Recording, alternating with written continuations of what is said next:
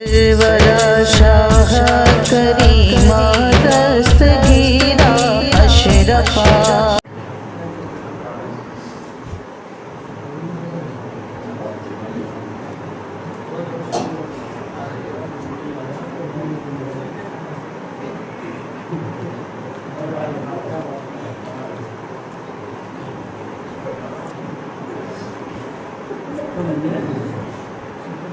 معزز مکرم محترم دوستوں بزرگوں ہمارے ساتھیوں السلام علیکم ورحمۃ اللہ وبرکاتہ۔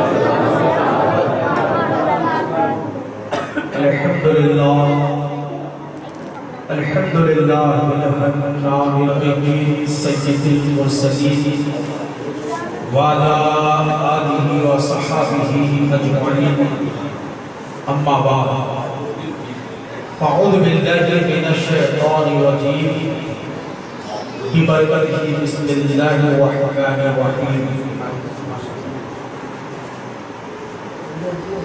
یا ایھا الذین آمنوا اطیعوا اللہ واطیعوا الرسول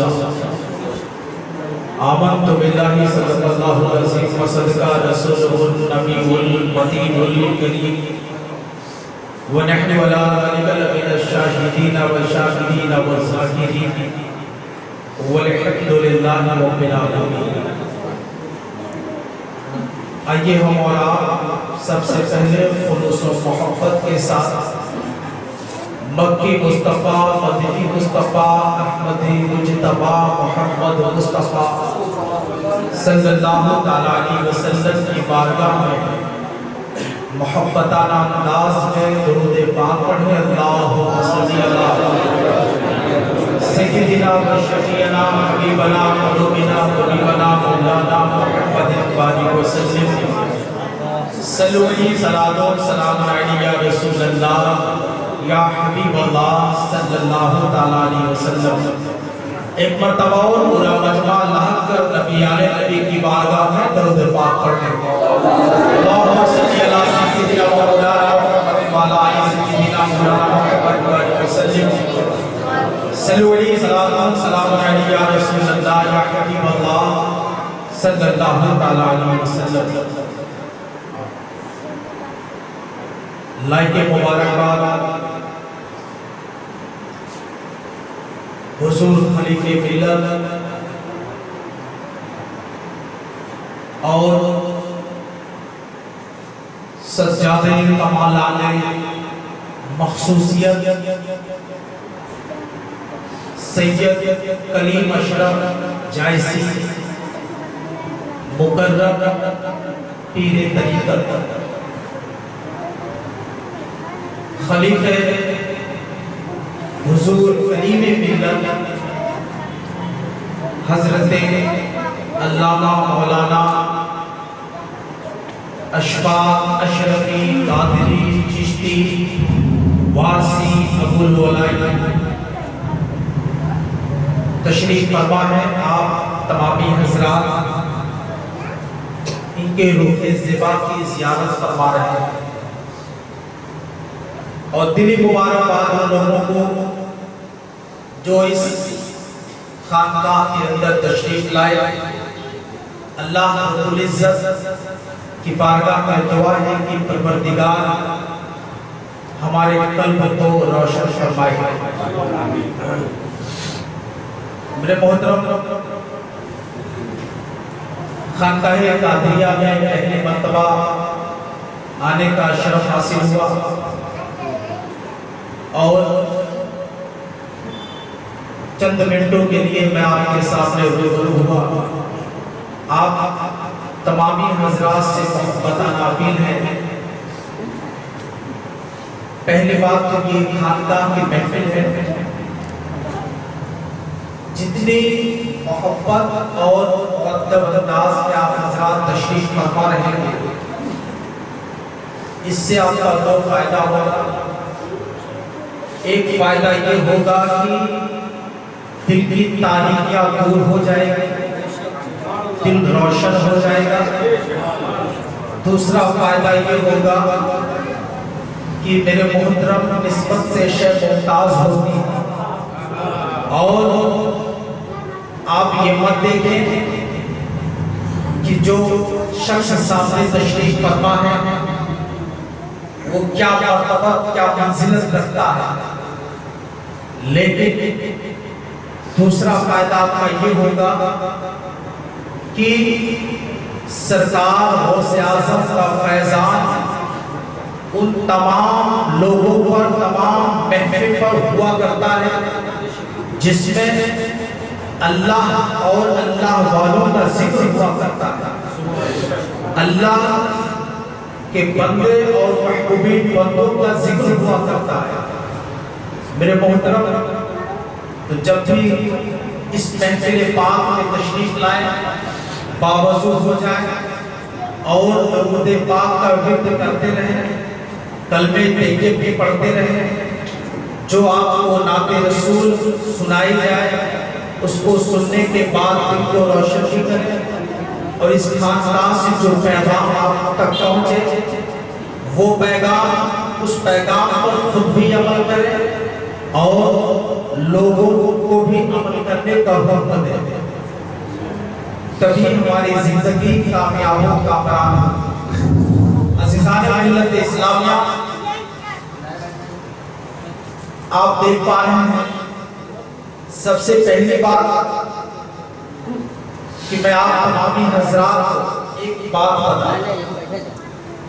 کچھ لوگ پیر طریقت رہبر شریعت حضرت علامہ مولانا اشفاق اشرفی صاحب قبلہ اس بڑھتے بلندیت کی طرف، کامیابی کی طرف دیکھ کر کچھ لوگوں کے دل میں حسد پیدا ہو گیا، لیکن ان لوگوں کو میں کہنا چاہوں گا، اس محفل سے، اس خانقاہ سے پیغام دینا چاہوں گا کہ اللہ حسد کرنے والوں کو کبھی پسند نہیں فرماتا۔ دوسری بات کہ حسد کرنے والے حسد کریں گے، جب اللہ تبارک و تعالیٰ کسی پر احسان کرنا چاہتا ہے، کسی بندے پر کرم فرمانا چاہتا ہے تو اس کو منزلت عطا فرماتا ہے، اس بندے کو درجہ عطا فرماتا ہے۔ سید کریم اشرف جائسی کوئی عام خام اور ادھر ادھر پاخندی پیر نہیں ہے، وہ پیر ہے جو ہندوستان ہی نہیں، ہندوستان کے باہر بھی اپنا جلوہ نظر آتا ہے۔ جس محفل میں بیٹھ کر رحمت النور کی بارش ہوا کرتی ہے، جس محفل میں وہ جلوہ گر ہو جانا، وہاں پر مشرقی فیضان ہو جاتا ہے، قادری فیضان شروع ہو جاتا ہے، چشتی فیضان شروع ہو جاتا ہے، وارسی فیضان شروع ہو جاتا ہے، جتنے بھی سلاسل حلقہ ہے سب کی نظر عنایت ہو جاتی ہے۔ وہ پیر و مرشد عطا کرتا، وہ اس نے عطا کیا، کون قریب ملت، کون ہے یہ پیر و مرشد، کون ہے یہ سید کریم اشرف جائسی؟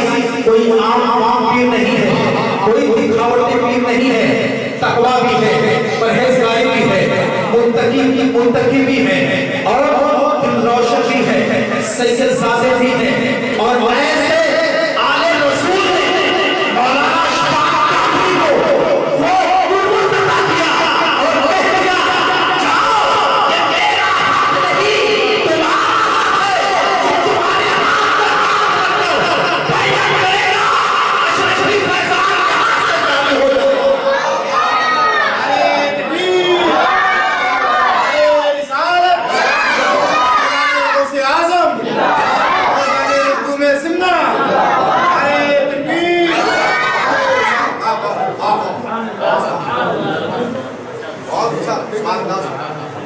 اس لیے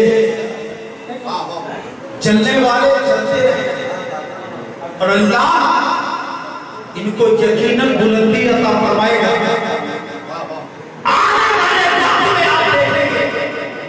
آنے والے وقت میں آپ تمامی حضرات دیکھیں گے سرکار سیدنا مخدوم اشرف سمنانی کا جب فیضان رواں ہوگا تو جلوہ نمائی اس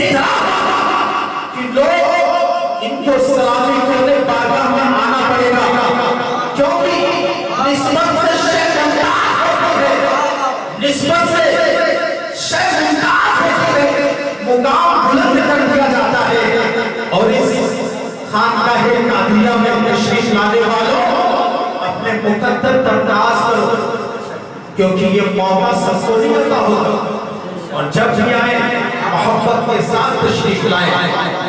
اور آپ ایسے نہ دیکھیں نوجوان ہیں لیکن دل میں اسلام اور قوم کا ڈر رکھنے والے ہیں، یقیناً اگر آپ لوگوں کا ساتھ رہا، یقیناً آپ لوگوں کی محبت رہی، تو آنے والے وقت میں دین اسلام کا پیغام اور عمدہ کام اس خانقاہ سے بہترین ادا کیا جائے گا۔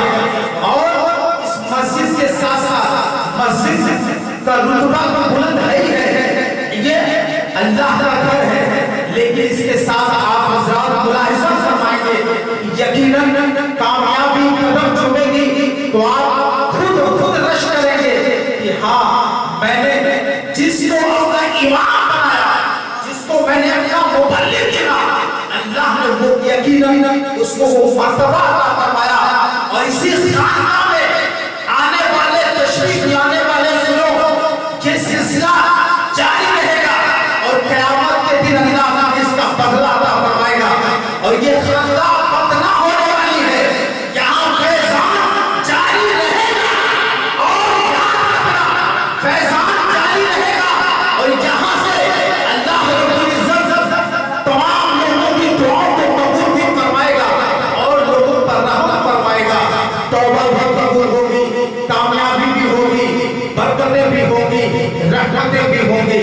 اس لیے جو حسد رکھنے والے ہیں وہ رکھیں، لیکن آپ کو خلوص پیش کرنا ہے، محبت پیش کرنا ہے، محبت کے ساتھ درود پاک پڑھنے۔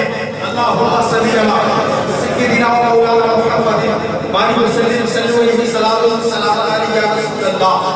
صلی اللہ علیہ وسلم۔ وقت زیادہ نہیں ہوگا، لیکن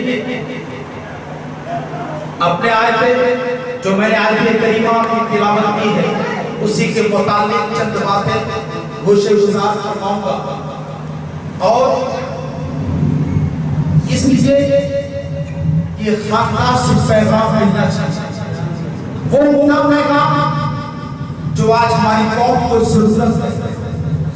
آج جو اللہ رسول کا حکم دیا گیا، اللہ اس کے رسول کا جو پیغام ہے، درس ہے، جو سندیش ہے، لوگوں تک عام ہونا چاہیے۔ صحابہ اکرام حضور پیغمبر محمد مصطفیٰ صلی اللہ علیہ وسلم کی بارگاہ میں عرض کرتے یا رسول اللہ، آپ کی سب سے بڑی خواہش کیا ہے، آپ کی سب سے بڑی آرزو کیا ہے؟ اللہ کے حبیب فرماتے ہیں اے میرے صحابہ، میری سب سے بڑی آرزو اور تمنا یہ ہے کہ میرے رب کا دین ہر گھر تک پہنچ جائے اور شریعت کا قانون ہر گھر میں نافذ ہو جائے۔ سب سے بڑی میری آرزو ہے۔ میرے محترم، ہمیں اس پر قائم رہنا ہے۔ اللہ فرماتا ہے یا ایھا الذین آمنوا اطیعوا اللہ و اطیعوا الرسول، اے ایمان والو اللہ کی اطاعت کرو، رسول اللہ کی اطاعت کرو، اللہ کے حکم کو مانو، رسول اللہ کے حکم کو مانو، اللہ اس کے رسول کے پیغام پر عمل کرو، اللہ اس کے رسول کی اطاعت کرو۔ اللہ کس سے کہہ رہا ہے؟ ایمان والے سے فرما رہا ہے۔ ایمان والا ہے تو توجہ رہے، ایمان والا ہے تو ایمان کہتے کسے سے؟ ایمان کی پریبھاشا کیا ہے؟ ایمان کس چیز کو کہتے ہیں؟ اللہ ایمان والوں سے کہہ رہا ہے، بے ایمانوں سے نہیں کہہ رہا ہے۔ یا ایھا الذین آمنوا، اے ایمان والو اللہ کی اطاعت کرو، رسول اللہ کی اطاعت کرو، اللہ کے حکم کو مانو، رسول اللہ کے حکم کو مانو۔ لیکن ایمان والا ہے کہ ایمان کس کو کہتے ہیں؟ ایمان کی پریبھاشا کیا ہے؟ ایمان کس کو کہتے ہیں؟ تو سنو، کیا نماز پڑھنے کا نام ایمان ہے؟ کیا روزہ رکھنے کا نام ایمان ہے؟ کیا حج و زکات ادا کرنے کا نام ایمان ہے؟ نماز پڑھنے کا نام ایمان نہیں، روزہ رکھنے کا نام ایمان نہیں، حج و زکات ادا کرنے کا نام ایمان نہیں، غریبوں یتیموں کے سر پر شفقت کا ہاتھ رکھنے کا نام ایمان نہیں۔ تو آپ کہیں گے ایمان کس کو کہتے ہیں؟ آپ کہہ رہے ہیں نماز پڑھنے کا نام ایمان نہیں، روزہ رکھنے کا نام ایمان نہیں، حج و زکات ادا کرنے کا نام ایمان نہیں، تو ایمان کہتے کس کو ہے؟ کیا مطلب میں نماز پڑھتا ہوں، کیا مطلب میرے اندر ایمان نہیں ہے؟ میں روزہ رکھتا ہوں، کیا مطلب میرے اندر ایمان نہیں ہے؟ میں حج ادا کرتا ہوں، کیا مطلب میرے اندر ایمان نہیں ہے؟ میں زکات ٹائم پہ ادا کرتا ہوں، کیا مطلب میرے اندر ایمان نہیں ہے؟ میں غریبوں یتیموں کے سر پر شفقت کا ہاتھ بھی رکھتا ہوں، کیا مطلب میرے اندر ایمان نہیں؟ میں غریبوں یتیموں کے راہ میں خرچ کرتا ہوں، اللہ کی راہ میں سب سے خیرات کرتا ہوں، کیا مطلب میرے اندر ایمان نہیں؟ تو میں کہنا چاہوں گا اے سنی مسلمانوں، نماز پڑھنے کا نام ایمان نہیں ہے، روزہ رکھنے کا نام ایمان نہیں ہے، حج و زکات ادا کرنے کا نام ایمان نہیں ہے، یہاں تک کہ تو ایمان کہتے کس کو ہے؟ ایمان کس چیز کا نام ہے؟ تو سنو، محمد رسول کا نام ایمان ہے، جس کے دل میں حب رسول ہوگا، جس کے دل میں عشق مصطفیٰ کا چراغ ہوگا، اس کا ایمان ہوگا، اس کا ایمان آ جائے گا۔ اس لیے نماز آپ کہیں گے کہ آپ کہیں گے کہ میں نماز پڑھ لیتا ہوں، روزہ رکھتا ہوں، حج و زکات ادا کرتا ہوں، کیا وہ ایمان نہیں ہے؟ میں کہوں گا صاحب